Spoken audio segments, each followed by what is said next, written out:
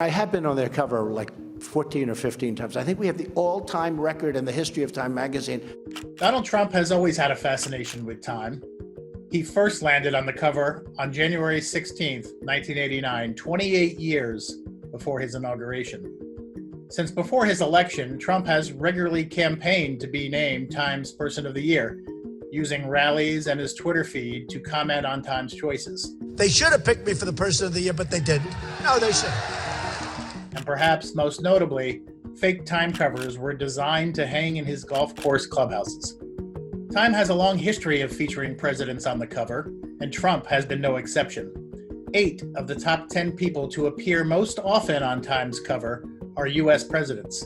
Trump finished his term with 35 covers, the 4th most of any president behind Richard Nixon's 55 covers, Ronald Reagan with 46, and Bill Clinton with 40. Rounding out the top 10 are George W. Bush with 32, Barack Obama 31, Jimmy Carter 27, Jesus 22, and Hillary Clinton and George H.W. Bush tied at 21.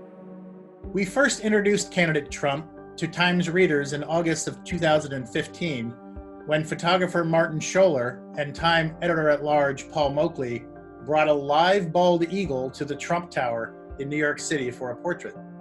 This symbol of democracy was particularly animated during the photo and video session, even angrily nipping at the president's hand. During the 2016 campaign, we produced 7 covers featuring Trump and created an original visual language for this president with the artwork of artist Adele Rodriguez. Rodriguez, who worked as Time's international art director in the 1990s, has a strong, simple graphic style that immediately grabbed worldwide recognition with the Meltdown cover, a reflection of his slumping campaign following the Republican National Convention. 2 months later, in response to the release of the infamous Access Hollywood tape, Rodriguez followed with an updated image with the headline, Total Meltdown.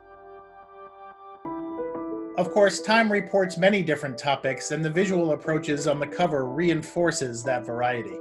We have presented President Trump as a frenetic Twitter user crumbling at the Washington Monument, a punching bag, a graphic wrecking ball, an angry character with his hair on fire, a cross between himself and Vladimir Putin, a king looking into a cover, a slingshot-holding fighter dueling with Nancy Pelosi, a happy president whistling under an umbrella in the rain, and a man who has painted himself into a corner.